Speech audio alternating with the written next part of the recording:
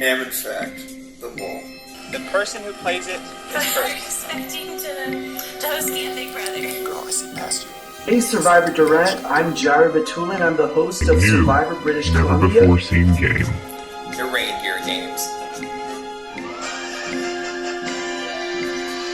This is Durant LRG's baby, and we're here to stay. But I won't be editing this until I'm completely finished with editing Survivor stuff. Oh, you're not done yet? No, I'm not done yet. All right, so welcome to the podcast. I'm Cheston Smith. I'm the host and creator and founder of the Mole Durant, and I am pleased to be here with third place runner-up of the Mole Season 1, Abby Spalla. Thank you for joining us. It's nice to be here. The winner of the Mole Season 1, Timmi Siegfried. Hi. And also the Mole himself, Nate Hodson. Hello. So thank you guys so much for joining us. Playing a crazy mole game. Who would have thought that we would have got ourselves into such a thing, right? What are some big takeaways of the game? Timmi, like going into the mole, I guess I'll start with you. You're the woman of the hour. I know that you said that you had like a lot of butterflies. You were kind of nervous. Going in, like you didn't even necessarily know if you wanted to have the courage to get out of your truck to come play. As it would turn out, as the day progressed, a lot of people had those feelings as the day went on. Some people said that they were having like mini panic attacks. Just the pressure and the stress that the game puts on people. For you, did you feel that stress continue or grow as the day went on, or did it sort of subside? What did the day look like for you? I don't think I felt like really nervous because of the game. I am very socially awkward. That was where more of the like nerves came from. Is like it's not my crowd, you know. Sure.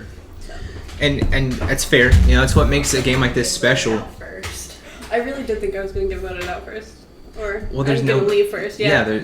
And I know that like Survivor and social games like that where there are voting isn't necessarily your cup of tea. Mm-hmm. And I've had people in the past play that sort of stuff, like Cassidy, and halfway through she was like, my social meter is just, you know, off the charts right now, and it kind of led to some anxiety for her. So I understand what you meant with that. But the Mole is a game that is all based on your knowledge and your understanding and your sort of deductions and ability to track down the mole. And you obviously did that well. You did it better than everyone else. What's so funny about that? You did. I pretty much just winged it. I think that's what we all did. Like, other than Kirk, this was everyone's first time playing the Mole. This is my first time hosting the Mole. I don't know what to expect in a live Mole game, so I'm figuring out what it looks like to host the Mole. You guys are figuring out what it looks like to play the Mole. But ultimately, you can say that you won the game. You did something better than everyone else. As the game went on, did you have a strategy? Did you develop a thing of like what you wanted to keep doing? Not necessarily. No. I was too nervous and embarrassed to actually look at their dossiers.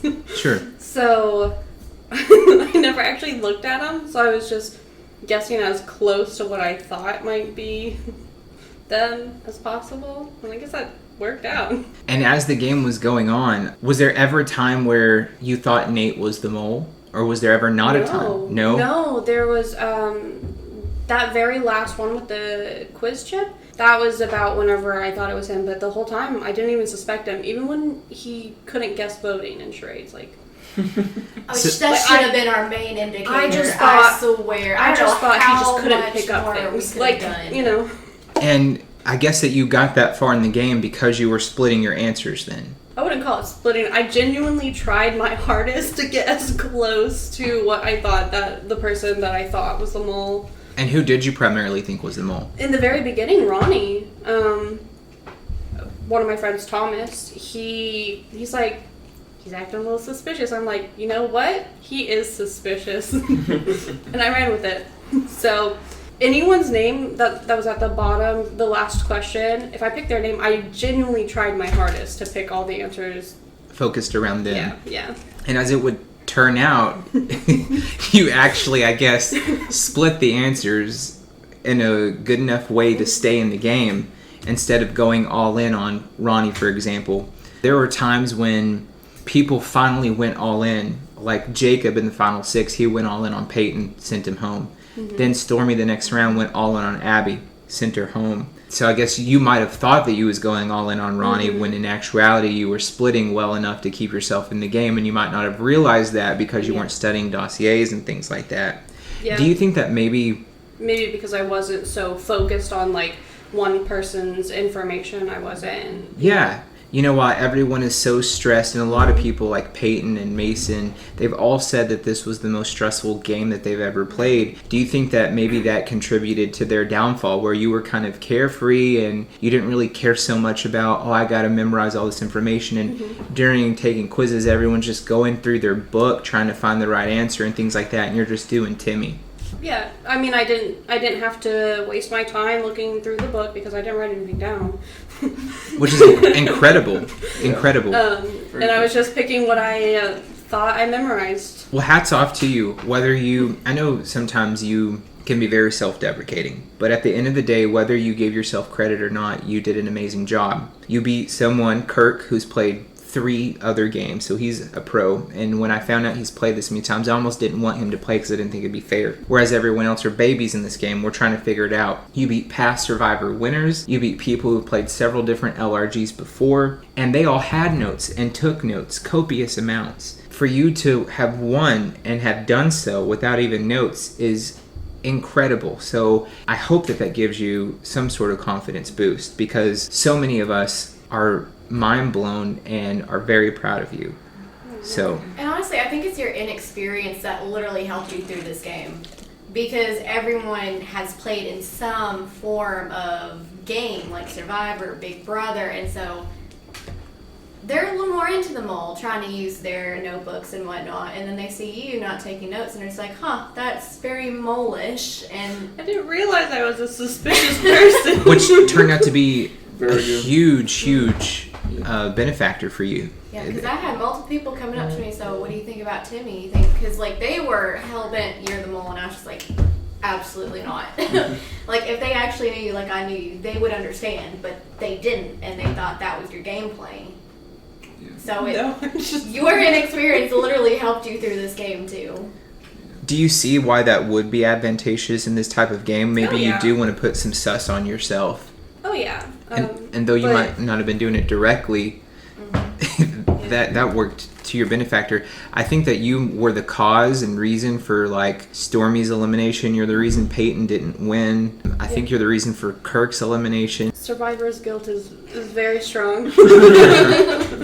I guess, and for my input too, one thing I want to like give you credit for within the game. I think it's fascinating that you come in here and say that you do have like that social anxiety and everything, because like obviously like you've admitted that, and I believe you when you say that. But like the one round that I had like a pretty decent in-depth conversation with you, like you handled that conversation super well, and I want to give you hats off and props for that. Like you were definitely in a different headspace than everybody else in the game. I think it's something kind of Cheston hinted at, where like there was definitely like a cool, like calm, collected, like I'm in this environment and I'm going to take it in. Everyone else that I had talked to throughout the game, this was my goal. It was a very distracted, a very paranoid, very, their brain, you could tell their brain was in 14 different rooms in the house. And I knew that like your head was right here in the chair. I think while that seems like such a small thing, I think that played a lot into your overall gameplay and like ultimately what led to you winning the game. So I do want to, I guess as a sign of encouragement or whatever, like I want to give you that props and that encouragement, because I think you did really well with that. So. Thank you. There's not a thought behind my eyes. For future mole players, what's I guess some words of encouragement or a piece of advice that you could give to future players? Crap, there goes my drink. Maybe people, if they're in your shoes, maybe they're nervous because maybe social things aren't their biggest things that they enjoy, as being in a social aspect, or maybe they don't know what they're getting into. Some advice for future mole players. I guess don't look at who's suspicious, because apparently all the suspicious ones are not the mole. So it might be the most non-suspicious person in the room. The person who's trying to blend in. Mm-hmm. That's true. And Nate was the perfect person for that, because like It wasn't until Stormy left that I even considered Nate as the mole, like in general, because I was gun set on Stormy. And when he was partnered with Stormy in that the facial ping pong, expression, yeah. in the facial expression challenge, like he really made it seem, because I had already had my suspicions of her, and he just made it even more so. Luckily for me, I was still splitting my answers because I wasn't confident, so I wasn't about to go all in on one person when we still had so many more to go. Yeah, let's talk about that, because I went through some past quizzes just to get some interesting facts. So Abby, you would have been eliminated in third place where Thomas was eliminated had he not wrote no on one of his answers instead of the letter B. He would have then had 3 correct answers, you would have had 2, and then you would have went home right there. So that's one place where you would have went home. A couple rounds later, when Ronnie went home, you would have been eliminated again right there had Ronnie not taken the quiz about 1 minute and 10 seconds slower than you. That was another tie right there. And just because you did it faster, you stayed in the game over Ronnie. And that's another thing that I did is I was going so fast. There were a couple questions I literally just guessed because I was just like, maybe it's right, maybe it's wrong. I just want to get this fast because with your games and you say time is important, I made sure to keep my time as small as possible. I think that we can definitely take away that from this first mole game is speed is incredibly important in the game, especially the first half of the game, taking the quizzes. That time determined who went home like 4 out of the first 6 rounds. So that is incredibly important. What are some things that you contribute to your success, Abby? You know, you played other LRGs before. How did you approach this one differently in order to be successful and get to the Final Four? This one's kind of hard because, like you said, this was an experiment, like to kind of show how games will happen in the future and just kind of just a taste of what is to come. I didn't really have much thought process. Mine was just like, okay, we're going to talk to all these people, we're going to see, we're going to pay. And then it's like when you're in the game, sometimes you don't even think about somebody's messing it up because you're so focused. It's hard to describe. It's just like, because like out there, we thought we were so bad that Nate just wasn't getting it when it was Nate that just was the mole. And the like, Final Six challenge. And the Final Six challenge. And charades. I'm notoriously bad at charades, right? I mean, there was all the signs because there's no way he couldn't get voting. Like thinking back on it now, I can see some of that. And it's like he was actually the most nervous one that you could see on those couches waiting for the person we called, even though he knew it wasn't his name. Like, he acted so well and showing that he's innocent, but at the same time, like, kudos, Nate, because that was really good. Why do you think it's important in the game of the mole to make sure other people don't think that you're the mole? I think that you, specifically out of all players, were trying to make sure everyone knows that you're not the mole. Well, to a point, you said that it was part of Stormy's downfall because she thought I was still the mole. Yeah. And sometimes being way too obvious is also showing that I still can't count that person out, but some people don't realize that, and then they put all their chips on you by acting way too innocent. And again, that kind of attested to Timmi too.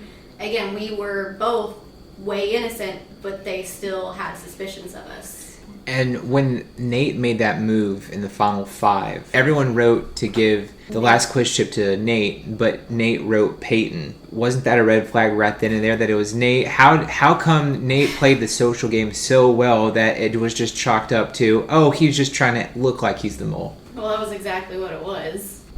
I mean, that was also when I did have suspicions of Nate, but then I had talked to Peyton, which I probably shouldn't have done, and he kind of made it seem like, well, maybe he just made that move because he wants people to, you know, like... That's what Peyton said, is Peyton was like, I'm going to try to look a little suspicious in these challenges, but now that's what Nate is doing, and he's doing it better than me. It just threw Peyton off even more. And it goes to show you, like, how one conversation can just completely ruin your game. Peyton said he would have won if he hadn't have had that conversation with Nate. Like for you, Abby, what was your strategies round by round? Walk me through how your starting strategy was whenever the game started and how it changed as the game went on. Like I said, I don't really feel like I had too much of a strategy. I just kept trying to split answers, do it as fast as I can to at least get to the next point, to try and look for clues with people and how they play, but also we kept getting split up so much that it was hard to show who is actually not doing their part and who was. I didn't even think about like your actual clues that are literally in our faces because we're not even thinking that. We're thinking, okay, we're just looking at all these different people and just trying to find some small reason as to why we believe they're the mole. But when you have everyone, or at least half of everyone, trying to put the cards on them to get people, it just makes it even more hard, and it just attests to how much the mole, how hard it is to find him. Yeah, it's incredibly hard, which should really boost your ego because this is an incredibly hard game. I also think that the fact that I didn't have much social interaction with all the other players was beneficial because I didn't have those small conversations. Every now and again I had a conversation, but nothing like, who do you think is suspicious? None of those conversations. I think had Thomas stayed in longer, I would have probably left a lot sooner. I mean, he told me Ronnie was suspicious and I ran with that until Ronnie was out. Yeah. So I think everyone was super shocked when Ronnie got booted. Absolutely. When he was eliminated, everyone's jaw was on the ground. He was everyone's number one suspect for sure. See, I never suspected Ronnie at all. Really? Like, more than like the first half, I knew that they weren't. Like, I just had a strong feeling. Now, did I think I was going to go home those first few rounds? Oh, yeah, for sure. But I don't know. For some reason, like, as the time went on and we were getting further in, the last 2 rounds, I actually felt really calm. Because I kind of had an indication of who I had like my thoughts on, and it was between Nate and Peyton. Why did you know that it wasn't Timmy? And Timmy, did you know it wasn't Abby? I knew it wasn't Abby. Abby would have been way more suspicious. I have a hero complex, so I have to be the hero. There's no way I would have taken the role of the mole. Had you asked me, I wouldn't have. And because we know each other so well, like we were just like, yeah, no, it's not them. 110%. And like I said, everyone that came up to me, it's like, it's Timmy. I was like, it's not Timmy. I was just like, you just don't know her. Like, I promise you, it's not her. And maybe that's what helped get y'all so far. Yeah. Because for this season of Sabotage, there's always a theme. There's always going to be a theme. And for this first game, our theme of Sabotage was social sabotage. The mole wasn't just going to go in and start throwing challenges. No. The mole was going to go in and butter people's biscuits up, make them feel like Nate's their best friend, maybe cause some paranoia. That's what things that Nate really wanted to do, is make everyone feel on edge the whole time. Like, make people just feel like they're going to throw up from being so nervous constantly. And because Timmy, you weren't into all that, you weren't into this whole let's talk strategy stuff, maybe that helped you, because that's exactly what Nate was banking on, was that people would want to talk strategy with him and they would leave feeling worse than they did before they started the conversation. I had no clue that this game was going to make people have mini panic attacks and feel so stressed. I guess as you're sitting there waiting on your screen to go green, and walk me through that, explain to me the emotion and just what you're thinking in that moment. I think you did a really good job of like drawing things out. In the very beginning of the game, I was like, this is when I go home. Oh well, gotta go get myself a snack and go. That never happened. So then I started getting more confused every time you would get to my name and it was green, and I'm like, something is wrong. I don't know if you remember, but that one time I asked you if the mole knows who that they're the mole. Thomas had told me, well, how do you know you're not the mole? And I'm like, I was freaking out by then. Like, I was like, this is it. Oh my god, I am the bad guy in everyone's story. You shouldn't feel bad, because Ronnie actually came up to me privately after the second round and said, Cheston, I just want to make sure, am I not the mole?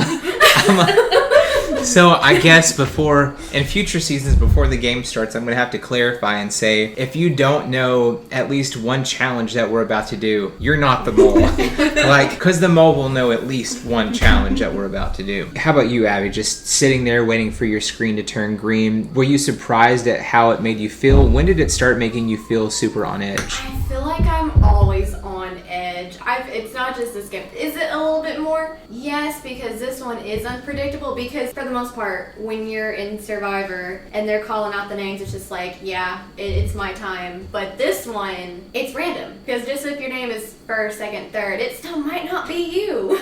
Yeah.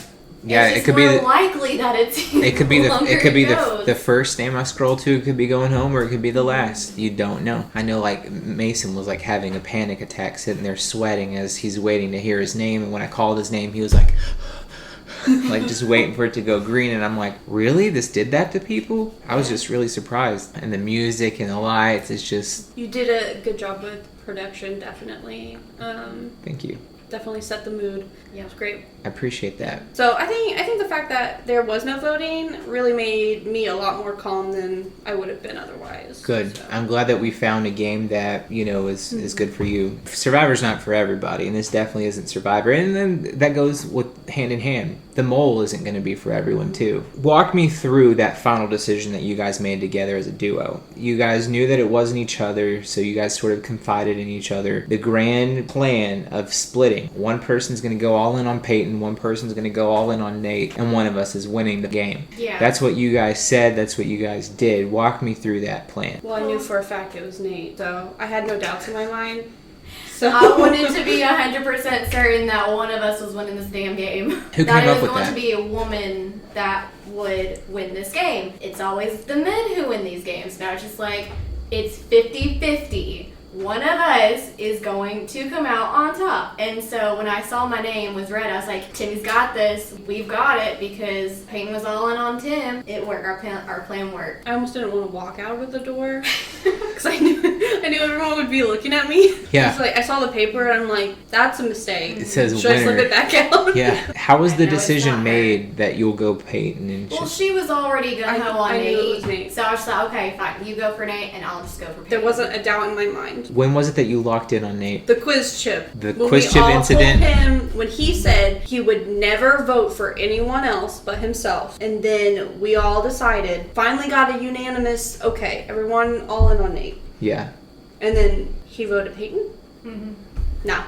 Like I it's said, I him. should have never It's him. talked to Peyton, because he was my Mm-mm. deciding factor that it could still be Peyton. Yeah.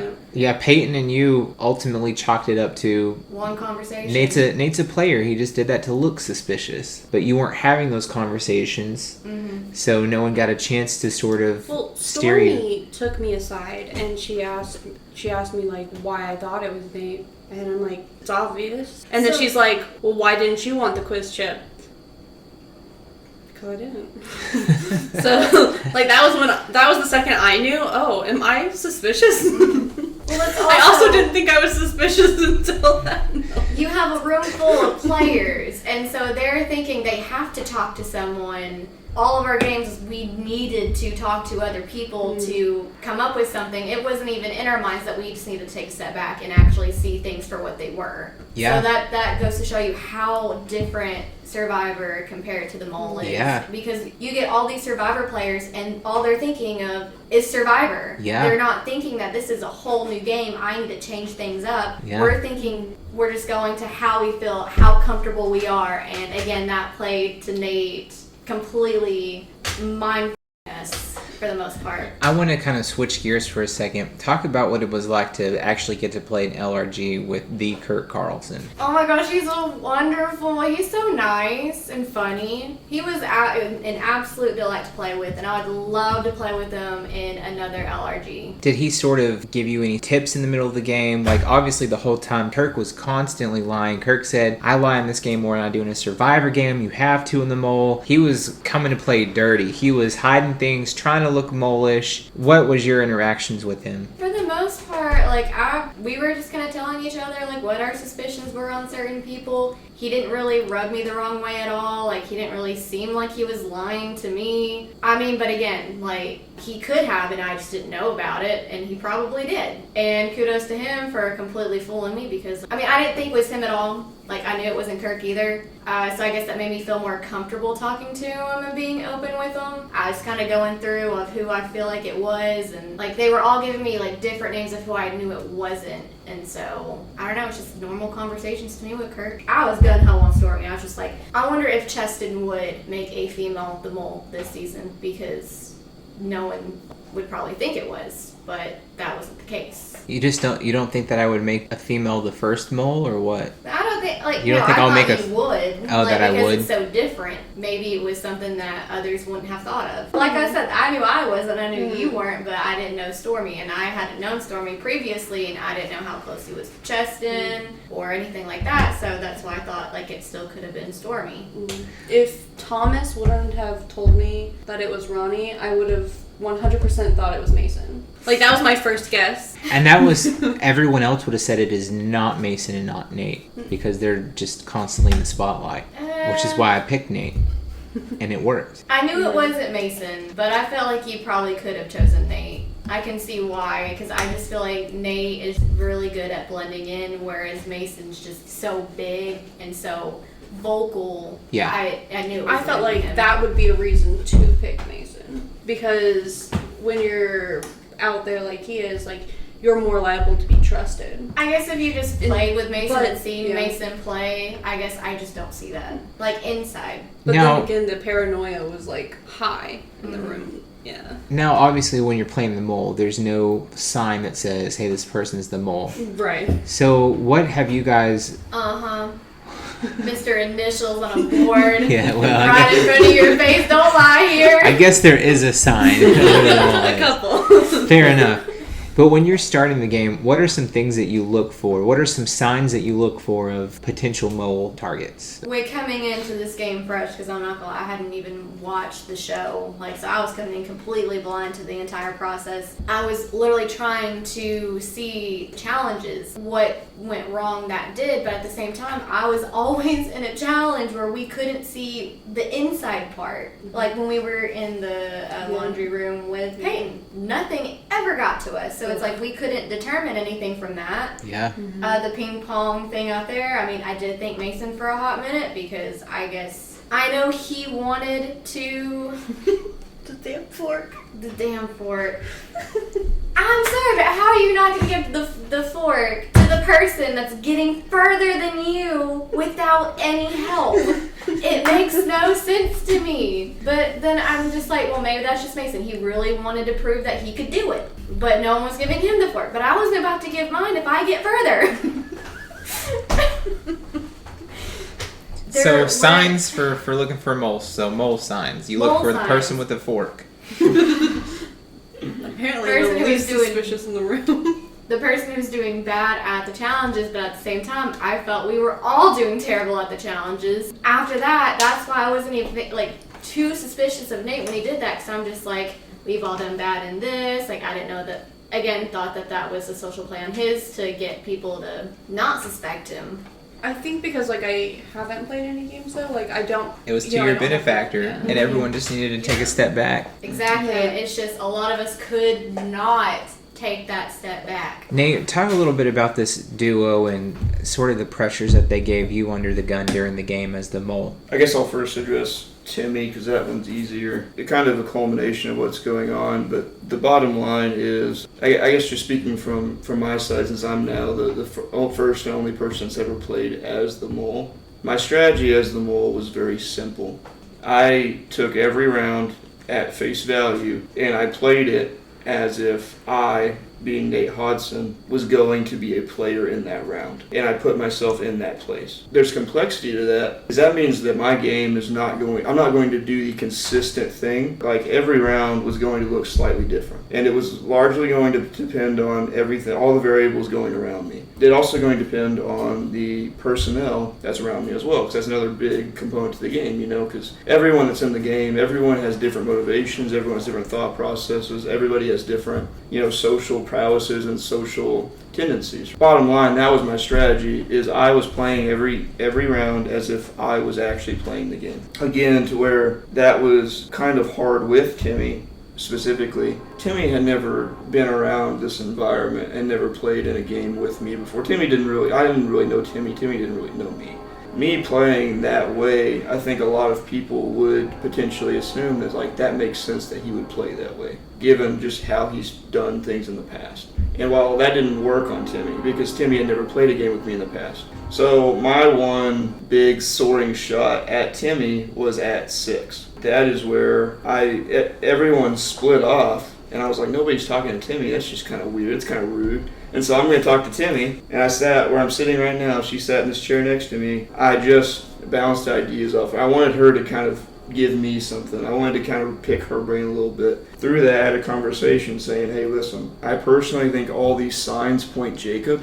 I think that makes sense. And I think you should heavy quiz on Jacob. Just based on these, and I had evidence for what I said. I'm going to use these logical factors. And I said, because Jacob did this, I think it makes a lot of sense. You do you, I think it makes a lot of sense. You know, I wanted to ultimately be her decision, but I wanted to influence that decision. And that was where the spot where I thought maybe I could get her to take the bait. I don't know if you just split your answers well or if you didn't take the bait, one of the two, but regardless, you made it through the round. And at that point, it was like, well, for me to evolve my game to the point that's going to strategically target the most people left in this game, I'm going to have to evolve to a layer that is not going to be conducive to Timmy. I actually have an interesting fact about that round. That final 6th round that you were trying to get Timmy to take the bait. Timmy would have been eliminated there had Jacob not went all in on Peyton, only getting one answer right on the quiz.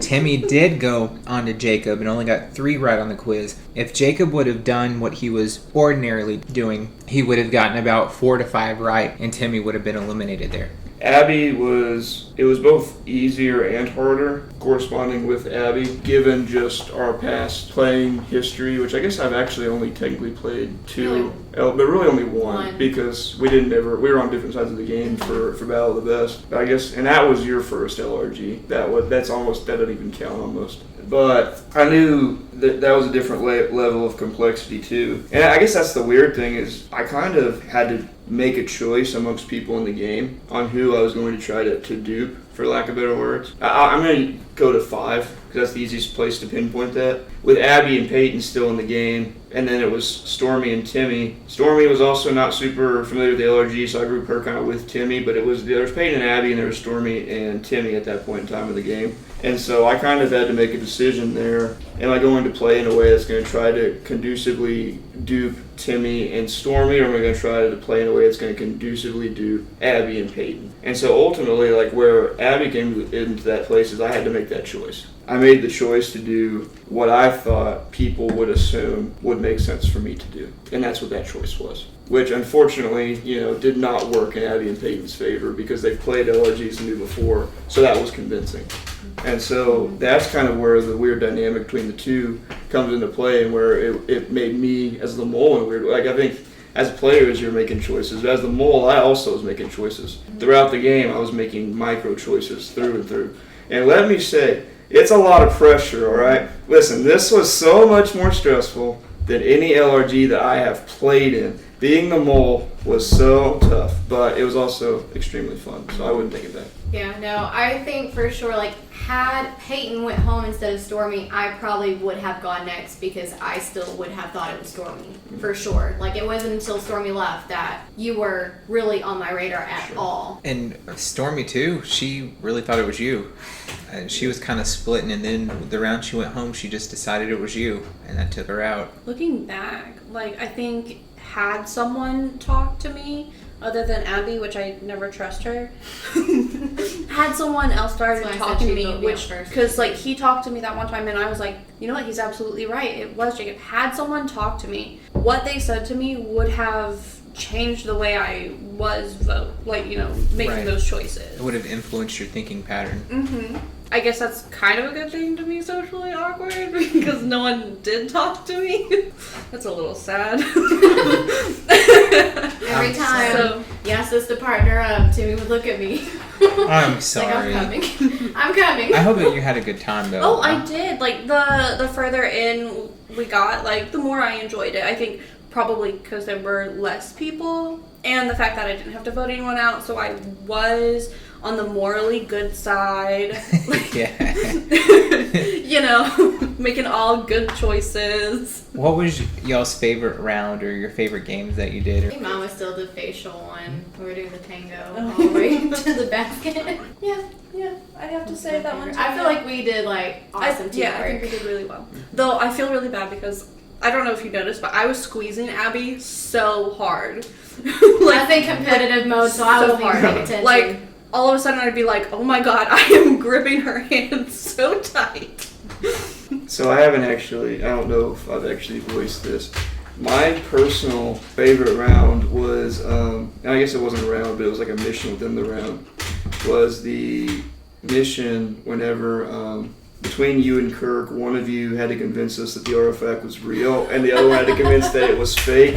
My absolute favorite round, and there's so many layers as to why that was my favorite round. I still can't believe And I want to. My bad. You know what? And I want to go into that because there's so many reasons that was so satisfying. I was 100% sure that I was gonna lose. And I also want to clear something up because I think there's a lot of people that thought that I knew which one was which. And I did not. Yeah, we should have briefed you. We should have told you, but we didn't. And I did not. So I went into that game just as raw and as fresh as everybody else did.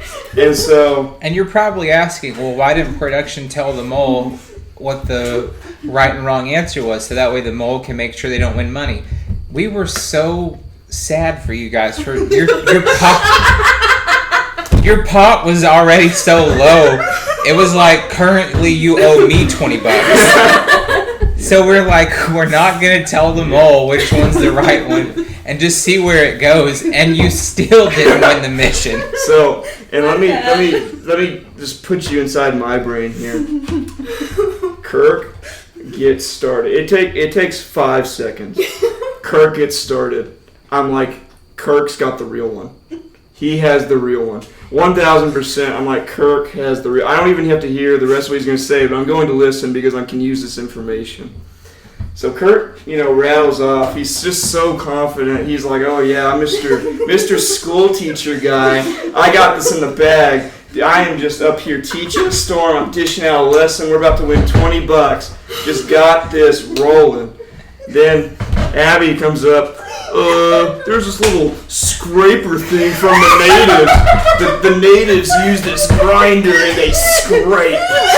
And they scrape on it. And I'm like, oh god, I was so right. Anyway, but then we get to the actual discussion portion of it. And I'm like, oh man, I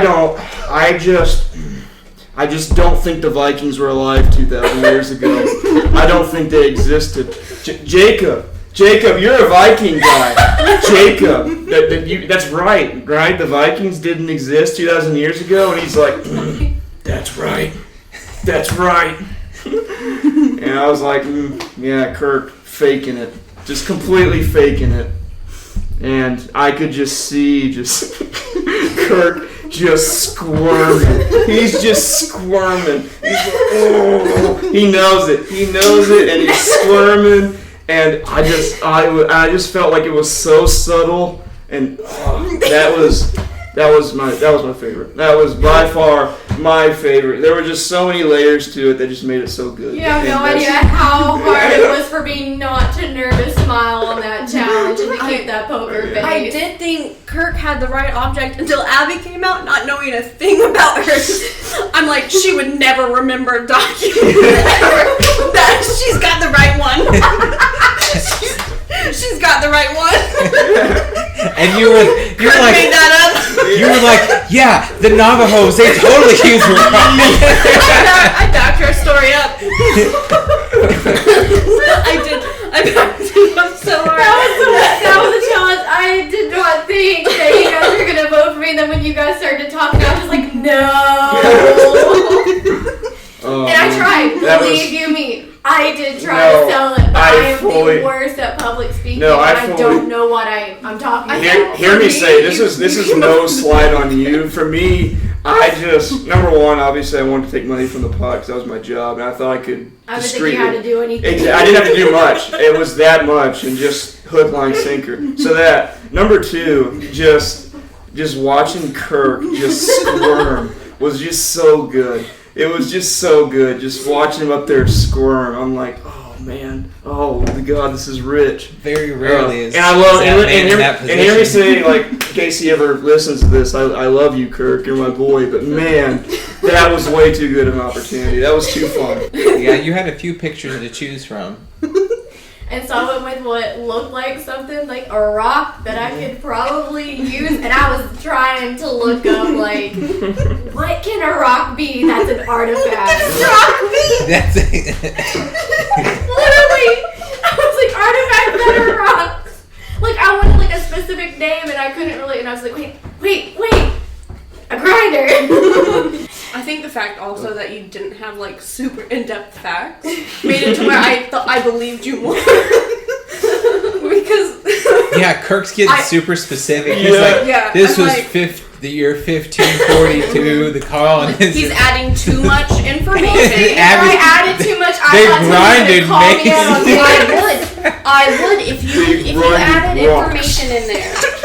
I would have been like, she's absolutely I wrong. believe her. You made it just vague enough that I could put it into something else. So anyway, I'm sorry. That was easily like one of my. No, I'm not gonna say my best by any means. It was one of my favorite sabotages and one of my favorite moments in the game. So. Walk me through taking quizzes. What was that like? Was it easier or worse than you expected when you were told you're gonna have to playing a game where you have to take a quiz? Oh, it was for me. It was like a lot easier than I thought. But that's because I didn't know anything. So big head, no thoughts. And when you go in, it's multiple choice. So I Right. could just pick whichever one. Like, Yeah. I mean, if I got to a question that I didn't even slightly maybe know the answer, I was like, it's got to be C. It's got to be. It's crazy how like you just pass it off as big head, no thoughts. I don't know. There's no way I could know. But we also can't chalk it up to you're just a good guesser, because maybe that would be true if you survived a few rounds. I think if Nate, Ronnie, and like a couple other people weren't wearing basically the exact same thing, I would have gotten those questions wrong. But they were wearing the exact same thing, so anything that came down to clothes, I could kind of guess. Obviously, I was wrong in some of them. Some were easy, and then others, like, about the challenges. I didn't remember who was sitting, standing, was over in the laundry room at a certain point in time, so I guessed on those as best as I could. So I also just say on this too, and this is more like for if we have any future moles listening. I made it a point early in the game. I don't know if y'all knew what I was doing. Early in the game, I actually was just going in there and taking the test. I wasn't strategizing with production. I wasn't talking with anybody. I went in there and I took the test. So I knew this is what these test questions were, and this is what y'all were going to be looking for. I know, at least from what I've heard, is there's some moles that like they always take that time to discuss with production. And late in the game, that's what I did. And I don't know if that's something they all caught on to. Early in the game, I was going into this testing room because that's the one that Charlotte was in. And so I was just going in there and I was just testing. I made sure I was taking a similar amount of time to everybody else so I wouldn't be suspicious, but I was also just taking tests and I was just putting bogus answers down, obviously. But I was reading and I created a paper form. So just in case, I don't know if somebody was like counting papers or something, like I was trying to be really thorough. But then late in the game, then that's whenever I started shifting over to Cheston's room and I started strategizing. And just like, because I was like, okay, I'm getting a feel for what these text questions are. Future mole player, or future mole, not mole player, future mole, I would advise and I would say it's helpful to go in and take the quiz, because then I know what y'all are like spying around the room for. So I make sure that's not real easy for y'all to get the correct answer. And so I was making sure I was trying to like kind of move chairs a lot and move my seating position. I was trying to make sure I was moving a lot. And I was trying to make sure y'all could never see my journal. I was trying to hide my feet so you weren't looking at my shoes. And I was just doing a bunch of weird, random stuff like that. Would y'all ever do it again? I feel like I would. You'd play them all again?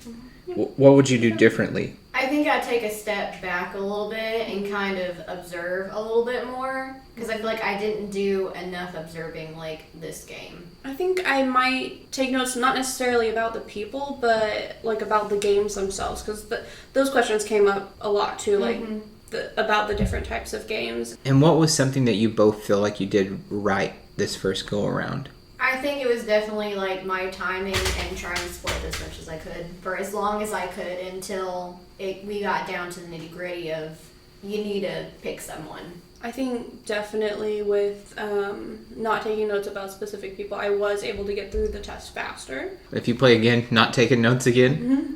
Well, I might take notes about the actual game, but like that's hard too because you never know what the question's going to be. So am I going to fill the notebook with a bunch of random items and hope that I can flip to it fast enough to put in my answers? Probably not, actually. Now that I've talked myself out of that idea.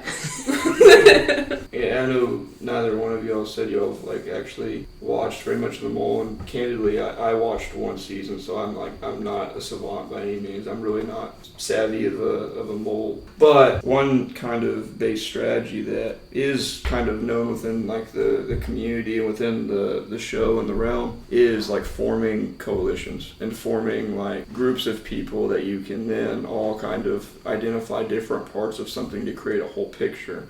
Or if you know, like if you're exchanging information, you know this individual goes home, maybe you know who they put their answers on, so you're like, okay, that helps me narrow it down further in the game. I would just kind of like to want to know what your thoughts are on that mid-level strategy, and if you think you would implement that if you played in an additional Mole game in the future. Yeah, I think so, because had I just talked to Jacob and when that round that he went home and gotten that information that he went on Peyton and it was completely wrong, that could have made my game. Absolutely. And I feel like Jacob is a pretty dependable person. Like, if he is on your side, like, he'll just be straight up truthful with you. Oh, man. Hey, first of all, sorry, before you need that answer, I want to point out that this was the first time, I think, that Jacob has ever rooted for me in any Cheston-oriented game or any LRG game that has occurred. I'm going to put that on a plaque, hang it up in my room. Jacob was rooting for me. So anyway, keep going. Why do you think that was? I think I just pissed him off less than other people did, to be completely candid. I mean, how much of a Quack Pack member do you got to be in order to root for the Mole? That's some pretty backwards thinking. But yeah, you're absolutely right. Forming coalitions is super important. You got to be careful though, because if you form a coalition with the Mole, you're going to go home. Isn't that right, Mason? Isn't that right, Ronnie? But Love you guys. if you were to ask that question to Jacob, who'd you put down, and he goes home and he was truthful with you, you can rule out Peyton immediately. Mm-hmm. So that would have helped you tremendously. You're absolutely right. What about you? I think for me personally, I wouldn't. I don't know how much of the room you were gauging, but the paranoia coming off of the groups was ridiculous. Like, they were so paranoid about everything. Like, it was making me nervous, and I wasn't even talking to them. And that's exactly what Nate wanted. That was his whole MO. Yeah. So I think, like, maybe one person, obviously I had Abby or I had Thomas in the beginning. Like, one person is fine, but a whole groups panic. I think you really have to pick and choose. Hey, that's a good nugget though. That's a good nugget that's a great answer. LRGs in general.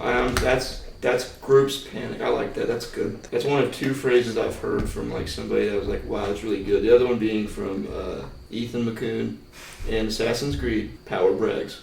Power Brags, groups panic. That's good stuff. Okay, I do have a question. So, how'd all of us say chose somebody else? Like, we got no questions right about Nate. Mm. Do you win money, or is it just complete bragging rights that you won? Well, this was fully that I wanted to do what I could to help Cheston have a great game. We also got to go to Texas Roadhouse. Ah, so there was something. I didn't know about Texas Roadhouse before the game started, so I will clearly say. She made sure that you guys would get something. And I don't know if y'all stayed for the kind of the exit video that Cheston showed, but it was a pregame interview with me, and that outlined my complete motivation, which was, number one, if I wasn't the Mole, then somebody else would have to be, and meaning somebody else would not get a chance to play the Mole. And so number one, I wanted everyone that wanted to have a chance to play. And then number two, I don't know how much Cheston has gotten into this, and I'll let him get into this if he wants to, but like, he obviously has like more recently, because it's probably the cooler thing, quote unquote, like been like known as the survivor guy. But the mole is actually Cheston's first love. I was motivated to do everything in my power to try to be a good mole that would give Cheston a great starting game to encourage him and give momentum to continue to play more for the mole. You know, Cheston has done so much for the LRG community. Really, like, you know, I don't feel like it's brash to say he really is the LRG community and is the lifeblood of it. You know, for these games to continue, like, I just wanted to, you know, do him a favor, honestly. And so that's why I that was my motivation to play the mole. And my personal benchmark, I'm a very Enneagram 8, very progress-oriented individual. My benchmark is 750 minus winnings is what I did. And so it was, for me, it was a game amongst myself of how much money could I prevent you guys from getting. You got a lot. And so it was really, for me, Then it again, was, some of that you didn't even have to do. yeah, no, it's true. That's true. So That's true, but the credit all goes to the mole. Because if someone decides I'm going to throw this to put suspicion on myself, that's the mole making you do those things. And, you know, everyone had a role to play in production. My production role was to host the game. Charlotte's role in production was to help out with quizzes and be extra set of hands. And Nate's role in production was to keep you guys on your toes and to keep you from winning as much money as you possibly could. He didn't get anything from winning. He couldn't win any sort of additional money, anything like that. He was just another person in production that had a role to do, that had a thing that he had to do. Someone on production had to be the game, had to be the reason that we're doing the game. Okay, I was just curious because, like, everyone was so confused on like what the mole actually got, and I just wanted that answer for Truly, future games too. The satisfaction of a job well done is what the mole gets. Did a good job, got some really good people out. Yeah, did a great job. Exceeded my expectations, and I had utmost confidence in Nate from the beginning. When I went to Nate and I said, "Okay, Nate, we're gonna do the mole. How do you feel about being the mole?" He was like, "I'm gonna have to think on that. I don't know." And that was the perfect answer because I knew that Nate would consider it. I liked how he didn't just immediately jump into bed with it and say, "Yes, I'll do this for you." He wanted to study it to see if he even could do it, that he'd be good at it. And he watched a season and he was like, "Okay, I think I can do this." I was like, "I know that you can do this." I feel like I know a lot about the mole, and I know that you can do the mole, you can be the mole, and here's how you're going to succeed in being the mole. You're going to do what Nate does, and that is just be the social butterfly of the mole. And then that helped him elevate his game and turn it into causing paranoia, stirring the pot, keeping people on edge, and he kind of turned it into like this semi-survivor game. I can guarantee you that the next mole game will be different, because there will be a new mole, and every mole is going to sabotage according to how they best can sabotage. Everyone is different in that aspect. So maybe next game it won't feel like a mini Survivor game. Or maybe it will. It just depends on that particular mole's strengths. I knew that Nate's would do a great job, and I really know that my next mole's going to do a good job too, because I have them picked out. They just don't know it yet. But beyond that, I have no clue. And I've signed up for 5 of these things, so I feel like I have no clue who any of the other future moles are going to be. So that's kind of a stress to discover who my moles are going to be.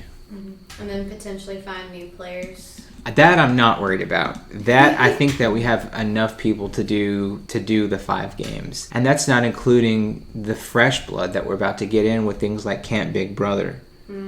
The community hopefully should and will grow. And we're going to have a bunch of new faces popping up. But I just want to make sure everyone has a chance to play these things. I really want to make sure production has a chance, like Sam, Ethan Spalla, Melissa. These are people that worked really hard at Battle of the Best, and I wanted to make sure that they were first in line to play an LRG. And a lot of people were busy or couldn't or whatever, and other people got a chance to. So they are first in line for the Mole 2, in my opinion, is giving them a chance to play, which is going to be sort of like school themed, like you're in like this sort of like Harry Potter school, if you will. Yeah. That'll be interesting. I think it will. I think there's a really good twist that I have with it. I'm excited to tell Nate about it, since obviously he won't get to play. And hopefully Nate will do a sort of mole boot camp and just tell them things that maybe they haven't thought about to get them in sort of the frame mind of being the mole. You know, having done the job already, I'm sure there was things that you didn't even think about before the game started that as the game goes on, you're like, oh, I didn't even consider that. And now, at the end of the day, you can then share that with future moles. Mm-hmm. I will say, just from the standpoint of like where like it really was fun for me, is it just the game evolved, you know. I think if you are the mole and you just play the same way throughout the game, like that's, first of all, it's not very fun. Second of all, I think that's, you know, gonna get snuffed out pretty fast. So I think it's fun to be able to say like, okay, we're given a mission, but my mission is a couple of different layers underneath what the mission is given. So that was a fun aspect too. I think you did an excellent job. Like, I did not suspect you until that last one. Like, had you voted yourself, I would not have thought it was you, like, at all. I would have thought it was Peyton, even though I thought... So, I was kind of shocked when I heard that people were trying to act suspicious. And I think Peyton is one of the ones I was most shocked about, because I just thought he was a misogynist. Wow. I did not think he was suspicious. He came off a little rude, kind of like an asshole. And so... So, surprise. So I think you did a really good job of, like, I guess, getting other people to act suspiciously. Or like an asshole. Or like an asshole. Thank you. Because, like, not everyone acted like an asshole, but some of them did. Like, I think there was, like, a fine line. Like, you could tell some people were just, you know, trying too hard to be suspicious. That's definitely making the cut. Oh, God, I was hoping you would cut that out. You think was an asshole? Please cut that out. No, I think what really cemented the idea in my head was we were in the laundry room doing that one with the putting the You're doing the puzzles Great together. Escape. Yeah. Mm-hmm. Like, me and Abby were talking, and he'd be like, hey, listen to what I'm saying. Are you listening to me? Like, he could not let us talk for a second amongst ourselves. Like, okay, all right, that's the type of person he is. So, like, I don't want to be rude. Thoughts, He Abby? probably didn't even mean anything by it. I think he just really wanted to prove that we could figure something out in there, even though we had nothing to really go on. It felt more like, to me, that he wanted to prove he could figure things out. Yeah, well, I felt really bad, like, at the end, like, when we were all talking about it, he was saying he was trying to act suspicious. I was like, that was the moment I was like, oh my God, he's not, he's not a misogynist, he's not. Okay, I did think he was a bit of an airhead. Too. So to you, Peyton evolved from a misogynist To an airhead. to an airhead. Nate had this, like, you know, friendly, like, golden retriever attitude. Like, he was, you know. So like, I would have never suspected him. Like, What animal would you compare Peyton to? Well, now I wouldn't, but I But if you had to. like a really aggressive chihuahua, like one has like lost one of its eyes, so it's extra mad. Please cut that out. Please cut that out. I just know Peyton's gonna love it because whenever he played Survivor, he was known as the puppy dog. I'm gonna get death threats. Who in your mind was the best player of the game?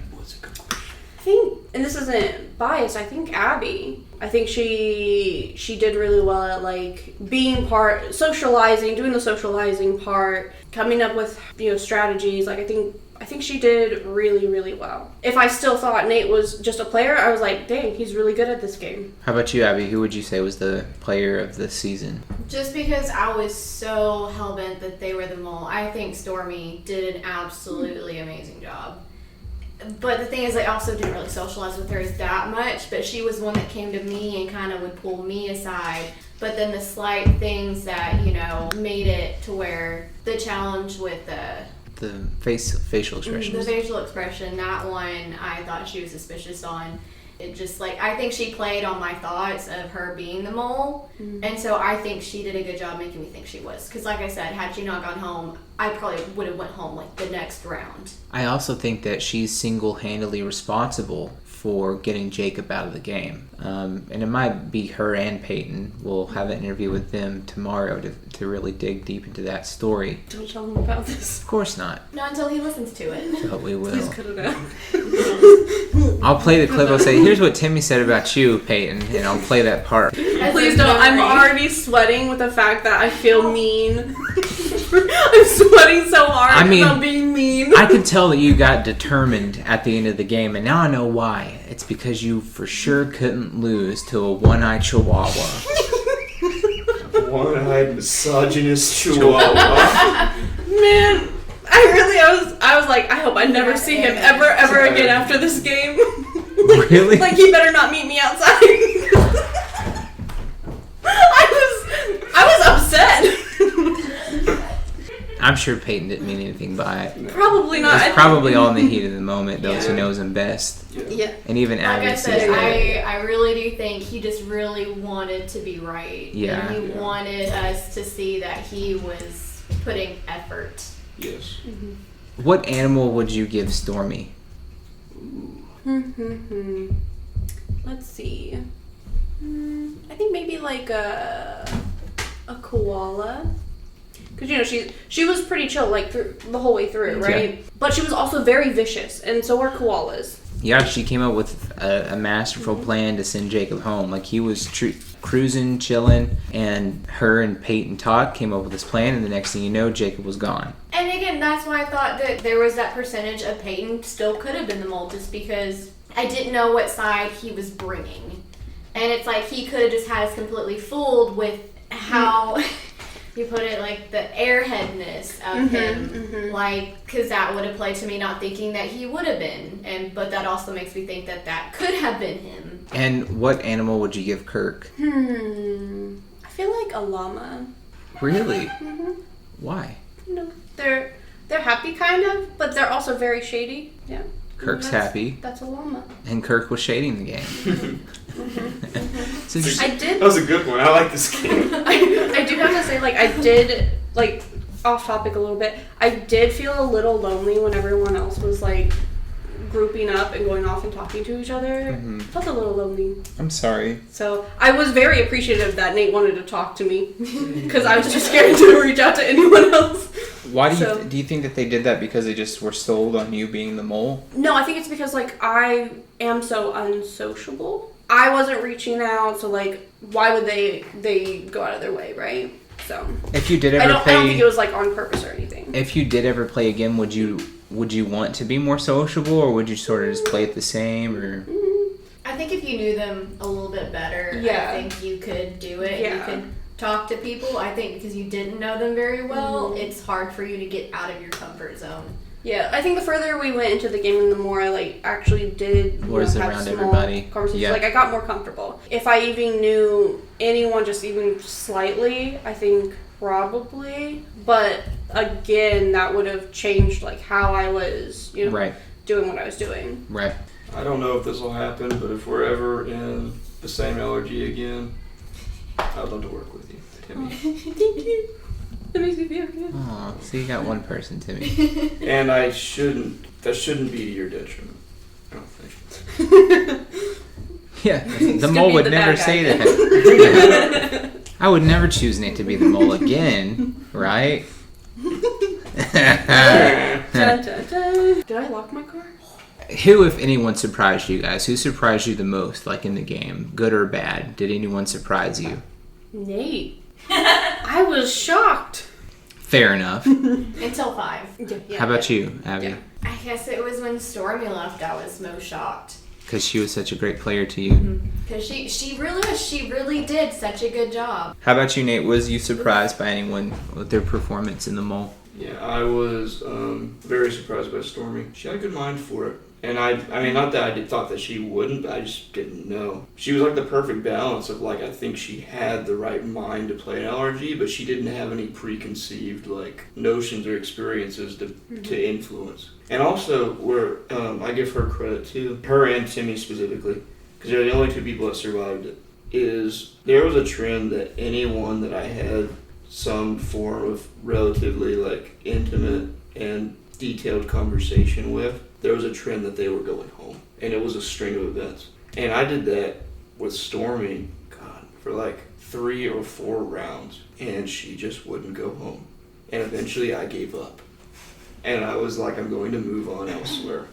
Number 2, and this is a weird one just because we talked about him a little bit. We haven't talked a lot about this individual. I was impressed with Ronnie as well. Ronnie, which I mean, this is part of the game, so I don't really necessarily feel bad about it, but it did play to his detriment, is I think he just got in a rough situation, being in a coalition with me. I think that played to his detriment, but he played the beginning of the game fantastic. Like, I think if you are not the mole and you are a player, you want everyone to say, I'm the mole, because then you are getting so many questions wrong from everybody else in these quizzes, and you have the opportunity to survive your quizzes with 3 or 4 right answers. Yep. And unfortunately, he got 2. Just because he was in a coalition with the mole. I mean, that's ultimately where that comes down to. Yep. If he plays another season, I think he already came in with the right beginning game strategy.